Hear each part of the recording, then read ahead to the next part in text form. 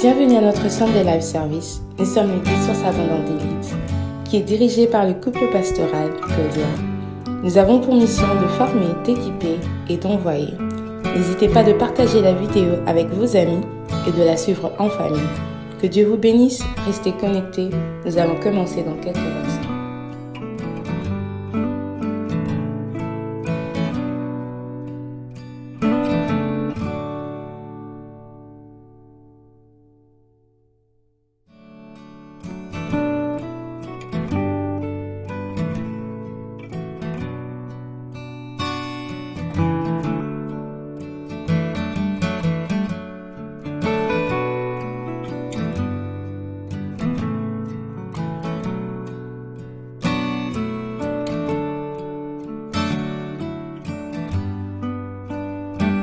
Bienvenue à notre centre de live service. Nous sommes l'église Source Abondante d'Élite, qui est dirigée par le couple pastoral Claudia. Nous avons pour mission de former, d'équiper et d'envoyer. N'hésitez pas de partager la vidéo avec vos amis et de la suivre en famille. Que Dieu vous bénisse, restez connectés. Nous allons commencer dans quelques instants.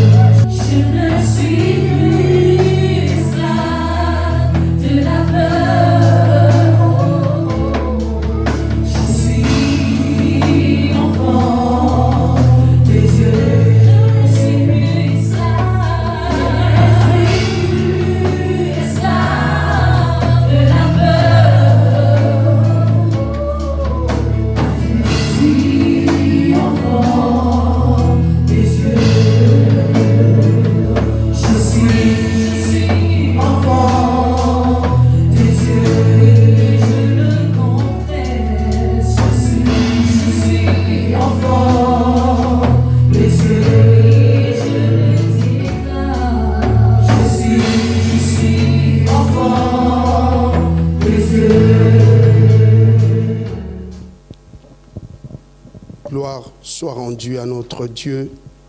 Il est merveilleux, c'est Dieu. Il est incomparable.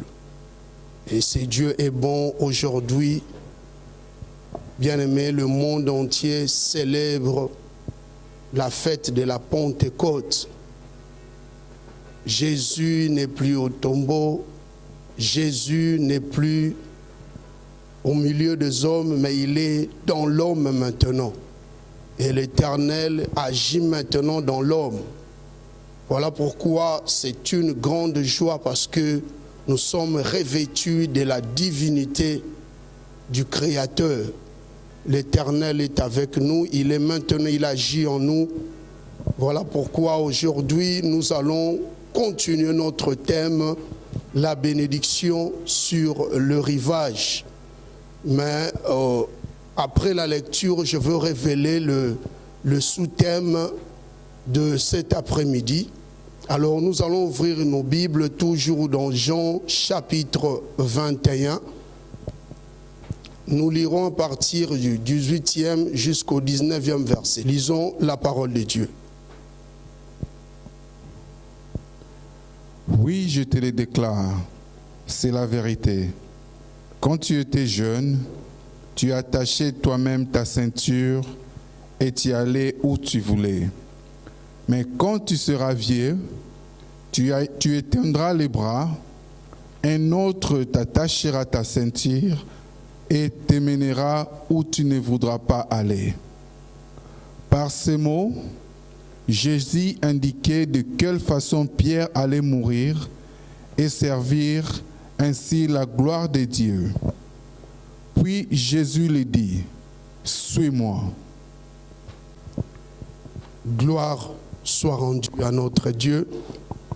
Nous venons de lire ce passage de l'Écriture où on parle de Jésus-Christ qui visita ses disciples sur le rivage. Et nous avons déjà parlé de la bénédiction sur le rivage, la grande bénédiction qui était lui-même le Seigneur. Alors la Bible dit, après avoir mangé le mets du Seigneur, il leur dit, le Seigneur dit à ses disciples, plus précisément à son disciple Pierre, il lui dit, Simon, fils de Jonas, m'aimes-tu? Alors nous avons dit que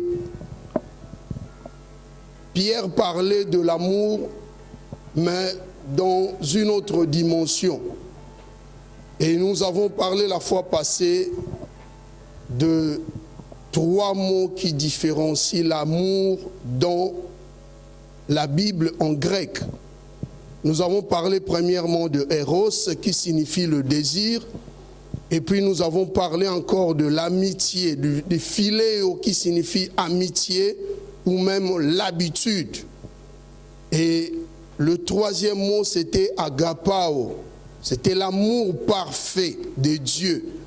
Alors quand Jésus posa la question à Pierre en lui disant, Simon, fils de Jonas, m'aimes-tu? Il utilisait agapao, l'amour parfait, l'amour véritable, un amour qui est sans défaillance. Alors, quand Pierre répondait, lui, il parlait de philéo, il parlait de l'amitié, du temps d'expérience qu'il a passé avec le Seigneur. Oui, il aimait le Seigneur, mais dans une autre dimension. C'était la dimension un peu faible. Parce que la dimension la plus faible, c'était Eros, le désir. Et nous avons dit que le mot Eros, il y a encore un mot qui est tiré dans Eros, c'est érotisme. Nous connaissons ce que ça signifie. Alors Jésus parle de l'amour, le vrai amour, mais lui, Pierre, il parlait de l'amour amical, de l'amour comme habitude, l'amitié. Alors nous avons dit l'autre fois que tant que tu t'attacheras aux choses de ce monde, tu vivras toujours dans le quiproquo. Alors, aujourd'hui, nous continuons à parler. Nous avons dit encore que c'est avec agapao, l'amour véritable, que l'homme accomplit la mission divine. C'est avec cet amour que l'homme se laisse conduire par Dieu. Parce que si tu développes l'agapao dans ta vie, tu seras conduit par l'Éternel. Alors, quand Jésus posa la question à Pierre, m'aimes-tu? La troisième fois, la Bible dit, Pierre fut attristé. Il est revenu à la conscience en disant, Seigneur, tu sais toutes choses. Et à partir du 18e verset, Jésus commence à dire quelque chose à Pierre. Il dit, en vérité, je te le dis, quand tu étais plus jeune, tu t'es saigné toi-même et tu allais où tu voulais.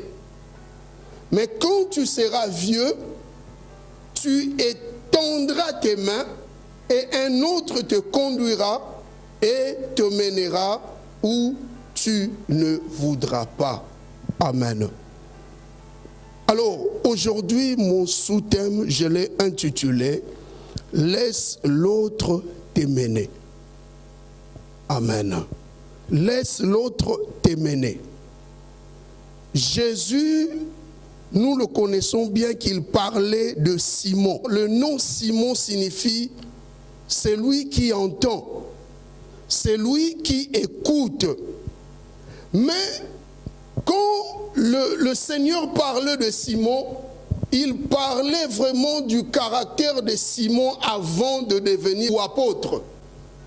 Nous connaissons même pendant qu'il était apôtre, quand Jésus était encore avec ses disciples, Simon avait un caractère changeant. Il était flexible aux circonstances. Simon était comme un roseau. Vous savez, un roseau, c'est une plante qui est aquatique. Or, une plante aquatique est flexible. À n'importe quelle vague, la plante aquatique bouge. Simon était comme une plante aquatique. Il était flexible. Il pouvait changer à tout moment. Voilà pourquoi il prit la décision de rentrer à la pêche de poissons pendant que le Seigneur lui avait promis une merveilleuse promesse en disant que je te ferai pêcheur d'hommes. Et quand vous lisez, quand je parle d'une plante aquatique, vous allez lire encore dans Matthieu 27, le verset 29. Quand on a arrêté le Seigneur, les soldats du gouverneur dressèrent une couronne d'épines, puis ils lui donnèrent un roseau dans sa main droite. Et ils dirent, ces gens, les soldats dirent, salut, roi des Juifs. C'est juste pour nous dire que tout ce que nous pouvons recevoir de la main d'un homme sera périssable. Vous savez, ce que toi tu recevras d'une personne, laisse-moi te dire qu'elle est ou il est périssable. La chose là sera toujours périssable. Il n'y a que Dieu qui demeure éternel. Tout ce que tu peux recevoir de la part d'une personne n'est rien. Mais ce que tu reçois de la part de Dieu reste éternel. Vous savez, les hommes peuvent t'accepter aujourd'hui, ils peuvent même t'applaudir aujourd'hui. Mais demain, les mêmes hommes peuvent t'haïr. Mais notre Dieu aime d'un amour éternel. Et cet amour s'appelle agapao. Alors le souhait du Seigneur était que son disciple Pierre puisse l'aimer vraiment d'une manière éternelle, d'un amour parfait. Vous savez, Dieu n'est pas flexible aux circonstances. Pourquoi? Parce qu'il est le maître des circonstances. Et quand nous parlons du mot maître dans la Bible, à chaque fois quand tu vois, le Seigneur était le maître. C'est-à-dire le Seigneur était le dominateur. Il était le supérieur ou même le superviseur. Alors, comme nous avons dit que notre thème, c'est « Laisse l'autre te mener ». Mais après avoir parlé avec Pierre de l'amour, il dit à Pierre « Paie mes brebis ». Et il donne un exemple. Et c'était un exemple qui est vraiment vrai dans la vie de Pierre. Mais il parlait vraiment en quelque sorte en parabole, en lui disant d'abord quand tu étais plus jeune. Alléluia. Il dit à Pierre, quand tu étais plus jeune, tu t'es saigné toi-même et tu allais où tu voulais. Mais pourquoi j'associe ces sous-thèmes avec ce passage? D'abord pour te dire que quand tu étais plus jeune, ce mot quand tu étais plus jeune ou cette expression signifie quand tu étais plus petit, quand tu étais faible ou ignorant ou encore incomplet. Quand tu étais plus jeune, tu t'es saigné toi-même. Le Seigneur dit à Pierre, quand tu y étais, il emploie vraiment le passé. Quand tu étais plus jeune, et le mot qu'on utilise en grec ici, c'est néos. C'est le même mot presque que le Seigneur a crié sur les disciples en leur disant « Et enfants, et les gens qui sont nés récemment, et les immatures. » Alléluia.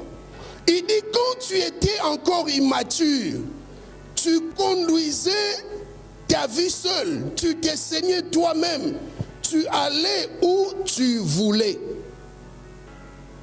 Vous savez, quand tu n'es pas encore un disciple accompli, laisse-moi te dire qu'il y aura toujours des défaillances parce qu'il y a l'immaturité qui est en train de se manifester. Alors la personne qui est née récemment est différente de celle qui est adulte, de celle qui est vieux.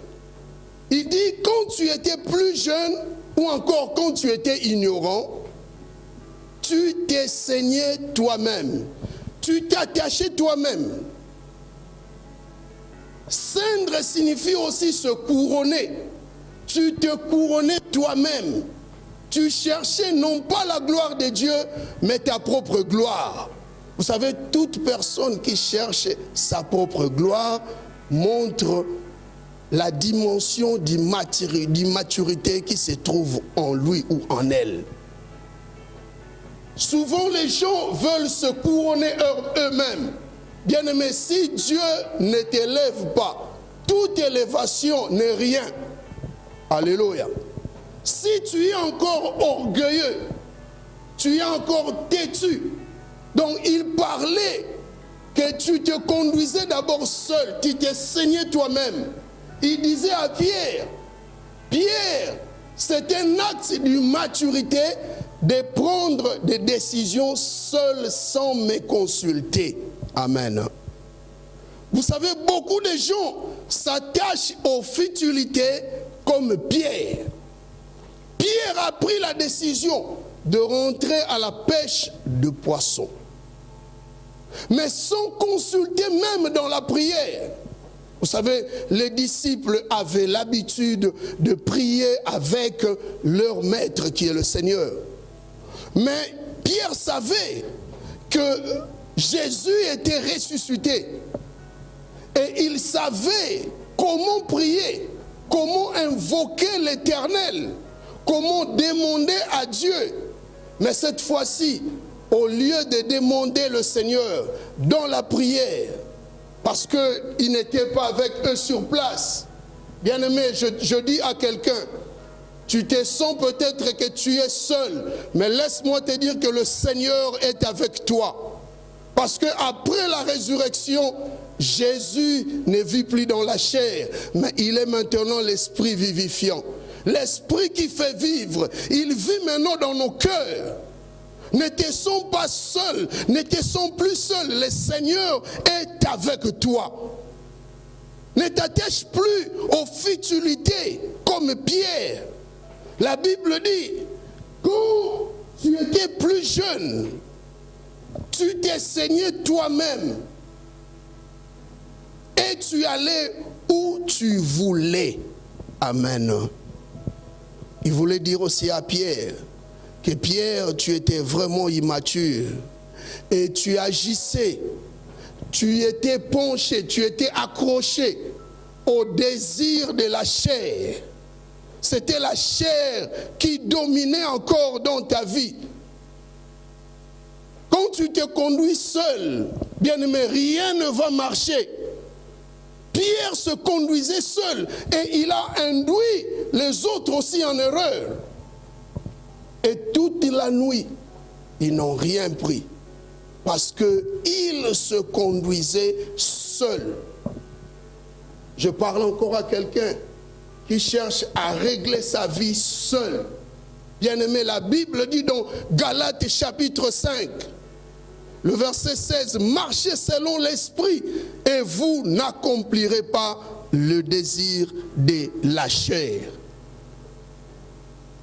En ce moment, je te pose la question, si ton âme est dirigée par qui?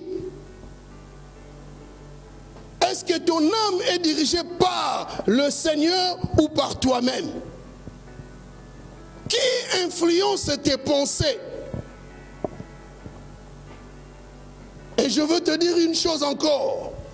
N'oublie pas que le projet qui aboutisse avec succès vient du Saint-Esprit.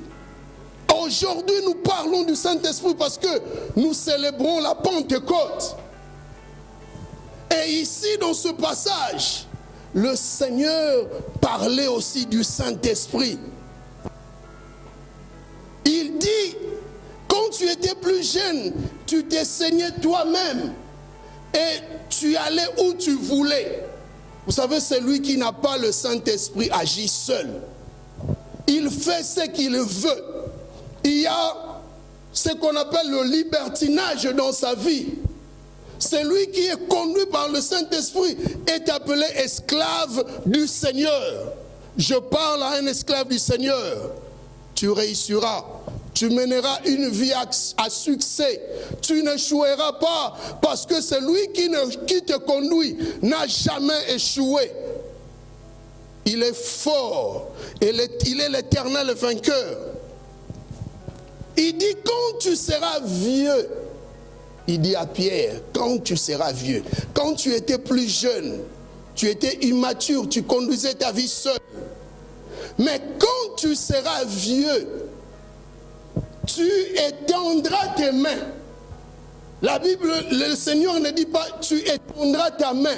Vous savez, si tu étends une seule main et l'autre, donc il y a encore une réserve. Mais ici, le Seigneur dit, tu étendras tes mains. Vous savez, la main symbolise la force. Et quand il dit, quand tu seras plus vieux, ici, on ne parle pas de la vieillesse en âge. Le Seigneur ne parle pas de la vieillesse en âge. Mais il parle, c'était une expression pour dire que quand tu seras vraiment au bout, quand tu seras faible. Vous savez, un vieux a de l'expérience, mais la vieillesse rend l'homme faible. Un vieux n'est plus fort comme un jeune. Un vieux est déjà fatigué. Il dit, quand tu seras fatigué, des choses de ce monde, tu étendras tes mains. Alléluia. Bien-aimé, tu dois te fatiguer des choses du monde. Le monde ne te donnera rien. Il n'y a rien de bon dans ce monde. Mais si tu es arrivé au bout, c'est alors que le Saint-Esprit t'amènera. Le Saint-Esprit te conduira. Mais tant que tu as encore de la force, tu te dis tu es encore fort. Bien-aimé, rien ne va se passer de la part de notre Dieu. Je parle à quelqu'un qui est en train d'opérer par ses propres efforts. Laisse-moi te dire que tu as l'échec à tes côtés. Tu marches avec l'échec. La vraie réussite, c'est entre les mains de Dieu. Si le Saint-Esprit te conduit, c'est alors que tu seras fort. C'est alors que tu vaincras. Et quand le Saint-Esprit te conduit, c'est aussi synonyme d'être faible. Tu t'es donné au Seigneur. C'est le Seigneur, le Saint-Esprit, c'est Dieu qui te conduit. Quand tu seras fatigué des choses de ce monde, tu étendras tes mains. Bien-aimé, je parle à quelqu'un qui continue à marcher selon le monde. Tant que tu n'es pas arrivé au bout, le Seigneur t'attend. Il est sur la ligne d'arrivée. Là où tes forces vont se limiter, c'est là où la force de l'Éternel va commencer. Et il dit, tu étendras tes mains. Tant que tu es encore fort, tu ne peux pas étendre les deux mains. Tu ne peux pas demander le secours. Je parle à quelqu'un qui se croit arriver au bout. C'est alors que le Saint-Esprit va agir dans ta vie. Il faut que tu arrives au bout. Il faut que tu te dises, non, moi je suis arrivé à la fin. C'est alors que quand tu demanderas l'aide auprès de l'Éternel, il va t'exaucer, il va venir te secourir. Laisse le Saint-Esprit gagner ton corps, âme et esprit. Alléluia. Tu as encore des mains pour opérer. Les mains symbolisent la force, la puissance, l'activité. Tu te crois encore que tu peux agir, tu peux faire.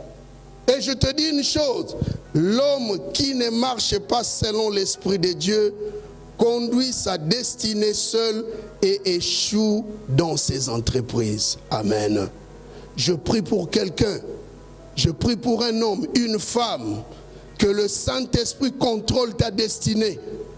Tant que tu te croiras encore plus intelligent, tu n'étendras pas tes mains à un autre. Et quand le Saint... Oh, j'aime beaucoup la Bible. Il y a beaucoup de gens dans le monde qui prient, mais peu de gens se laissent conduire par le Saint-Esprit. Alléluia. Il y a peu de gens qui se laissent conduire par le Saint-Esprit. Et n'oubliez pas dans cette histoire, Jésus était déjà mort, ressuscité, et il vivait. Vous savez, après la mort du Seigneur, après sa résurrection, Jésus est devenu le second Adam, ou un esprit vivifiant, comme la Bible le dit dans 1 Corinthiens chapitre 15. La Bible dit, le second Adam est l'esprit vivifiant. Alléluia. Laisse que cet esprit vivifiant te mène, te conduise. Alléluia. Vous savez, mener signifie aussi superviser. Il voulait dire à Pierre, ce n'est plus l'affaire de l'amitié, mais c'est une affaire maintenant de la divinité. Et la Bible dit dans le verset 19, Jésus, dit à Pierre, après avoir dit que, il lui dit, je lis au nom de Jésus, il dit cela pour indiquer par quelle mort Pierre glorifierait Dieu. Alléluia. Et ayant ainsi parlé, il lui dit, suis-moi. Alléluia. Vous savez, quand vous lisez ce passage, l'apôtre Pierre avait reçu cette parole, je crois plus de 2 fois. Le Seigneur insistait à chaque fois. Dès le premier jour de sa rencontre avec Pierre, il lui dit, Pierre était avec son frère André. Quand vous lisez Matthieu chapitre 4, je crois, quand Pierre était avec André, il pêchait des poissons. Et Jésus, en passant, il leur dit, suivez-moi. Cette même phrase qui revient encore. Jésus, ce jour-là, esprit vivifiant qu'il était, il dit à Pierre, Pierre, suis-moi. Bien-aimé, si tu suis le Seigneur, il t'amènera jusqu'au bout. Il t'amènera jusqu'à ta mort. Et il est un esprit fidèle. L'esprit de Dieu est un esprit vainqueur et aussi fidèle. Le Seigneur ne peut jamais t'amener là où il y a des échecs répétés. Le Seigneur t'amènera toujours là où il y a des victoires sérielles. Laisse-toi conduire par l'Esprit de Dieu. Et si le Seigneur répète la même phrase de la première rencontre, il lui dit, Pierre, suis-moi. Et la Bible dit,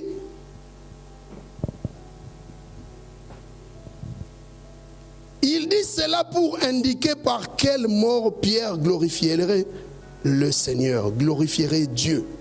Vous savez, quand vous lisez la Bible ou les commentaires même bibliques, l'apôtre Pierre était mort sur la croix. Mais la croix renversée, nous le connaissons. Il y a des gens qui lisent les commentaires bibliques, ils le savent. Mais ici, ce n'est pas seulement, cette phrase ne concerne pas seulement la mort, parce que quand le Saint-Esprit t'amène, il t'amène pour la vie. Sa conduite est éternelle. La conduite du Saint-Esprit est là pour nous amener à la gloire de Dieu. Mais ici, ces 2 passages, ces 2 versets montrent aussi le niveau du Saint-Esprit. Quand le Seigneur parle de l'autre, il parlait du Saint-Esprit. Amen. Et Jésus est fidèle. S'il te conduit, il te mènera jusqu'à la vie. Il te mènera à la gloire. Il te mènera au succès. Comme le premier jour, le Seigneur dit encore à Pierre, suis-moi. Et le Seigneur ne pouvait plus marcher avec le disciple dans la chair. Et quand Dieu a dit à Pierre, Jésus a dit à Pierre, suis-moi, il parlait du Saint-Esprit. Vous savez, Jésus ne change pas, j'aime beaucoup. Jésus ne change pas. Sa parole ne s'infirme, mais s'affirme et se confirme toujours dans nos vies. Amen. Jésus n'a jamais changé. Comme il a dit à ses disciples, même à la fin de sa vie, tout en étant un esprit vivifiant, il dit à Pierre, Pierre, suis-moi. Aujourd'hui, le Saint-Esprit te dit encore de le suivre. Parce que c'est lui, le véritable superviseur. C'est lui, quand il t'emmène, ou il te mène dans le succès, dans le chemin de la gloire. C'est lui qui marche avec le Saint-Esprit tout au long de sa vie. À partir d'aujourd'hui, si tu prends la décision que le Seigneur te conduise, bien-aimé, si le Saint-Esprit te conduit, tout au long de ta vie, tu mèneras une vie à succès. Partout où tu iras, tu réussiras. Voilà pourquoi je crois m'arrêter là-bas en te disant, laisse-toi conduire par le Saint-Esprit. Vous pouvez continuer à soutenir l'Église par vos offrandes, vos dîmes et la contribution de la salle via banque transfert sur le compte bancaire de l'Église. Le numéro de compte est le 333 618 68 333 618 68 et le code est le 30 90 92, soit le 30 90 92. Que Dieu vous bénisse.